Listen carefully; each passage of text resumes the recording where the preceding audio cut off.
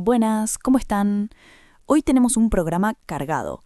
Política, economía, números que sorprenden y decisiones que pueden cambiar el rumbo del país.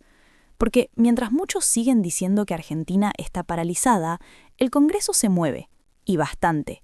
En las últimas semanas vimos un reacomodamiento fuerte en el Senado. El oficialismo logró ampliar su presencia propia, algo que no es menor.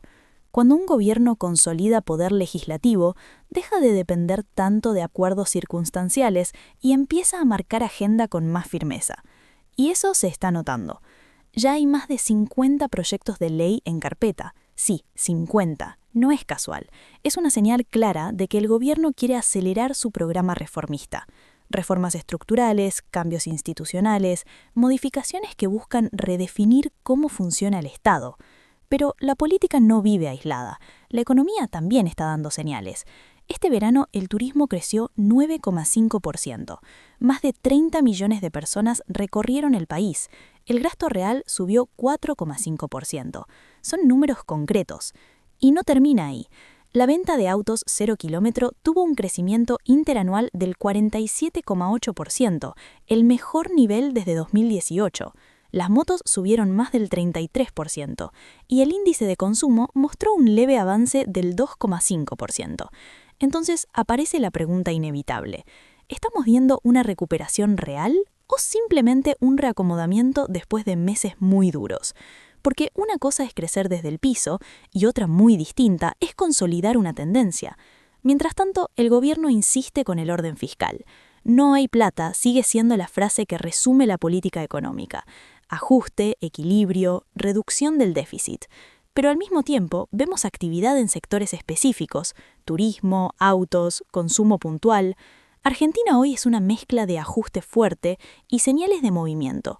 Y en ese contexto interno hay algo que no podemos ignorar: lo que pasa afuera, porque el mundo también está movido, y lo que pase en el escenario internacional puede tener un impacto directo en nuestra economía.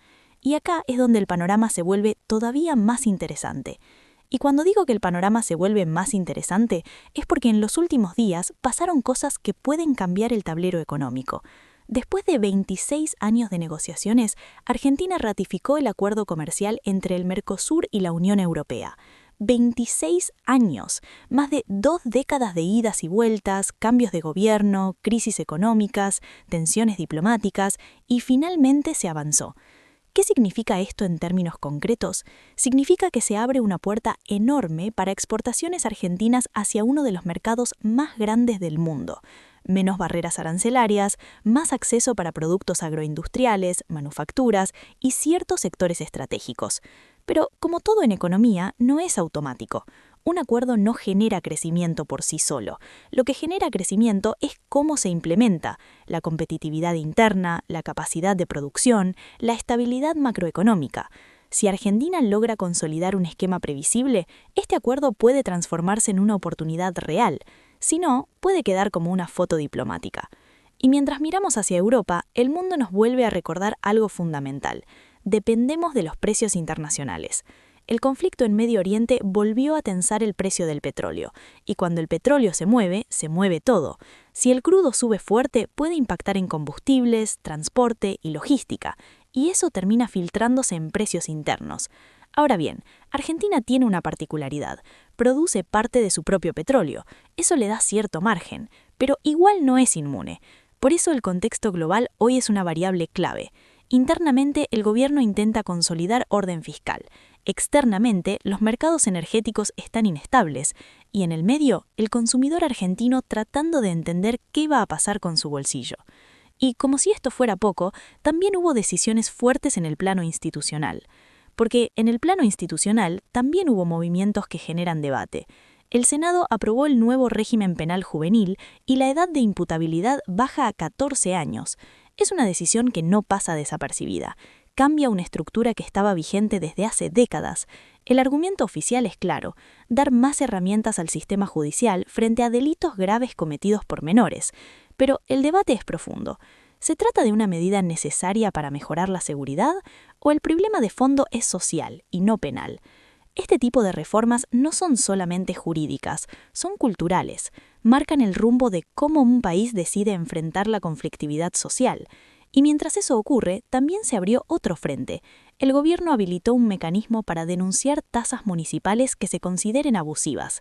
Acá el mensaje es directo: control sobre la presión impositiva local. En medio de tensiones con intendentes, la Nación busca intervenir indirectamente en el esquema tributario municipal. Más transparencia, más supervisión, pero también más fricción política. La pregunta es si esto ordena el sistema o si abre un nuevo conflicto institucional. Y como si el escenario no fuera suficientemente intenso, la economía sigue dando señales mixtas. El dólar, por ejemplo, viene bajando. Acumuló una caída cercana al 5% en febrero. El Banco Central encadenó más de 30 ruedas positivas comprando divisas. Eso muestra acumulación de reservas, muestra calma cambiaria, pero también abrió otro debate, el famoso carry trade. Hay quienes sostienen que parte de esta estabilidad responde a capitales financieros aprovechando tasas en pesos. ¿Es un esquema sostenible o es una calma temporal?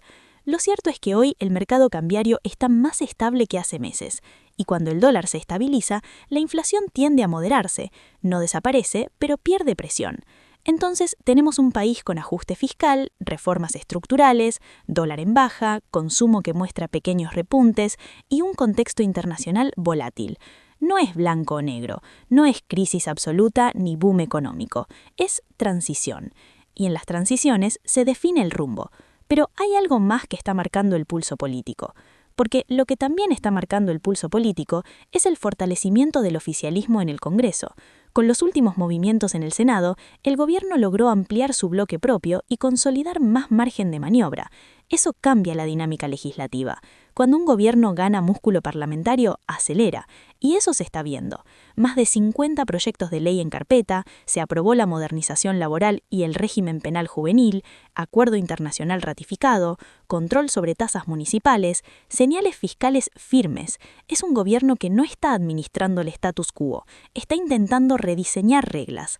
Ahora, la gran pregunta es si la economía acompaña, porque una cosa es tener agenda política, otra es que el clima económico permita sostenerla. Hoy vemos turismo en alza, ventas de autos recuperándose, consumo levemente positivo y dólar estable. Pero también vemos salarios todavía ajustados, sectores productivos con costos altos y un mundo inestable. Argentina está en una etapa donde cada decisión puede inclinar la balanza. Si el orden fiscal se consolida y el contexto internacional ayuda, puede iniciarse un ciclo más estable.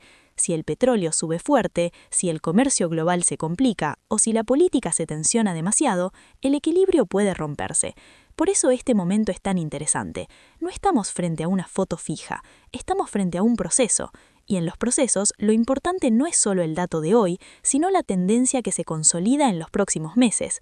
¿Estamos viendo el inicio de una etapa de estabilización o es una pausa en medio de una transformación más profunda?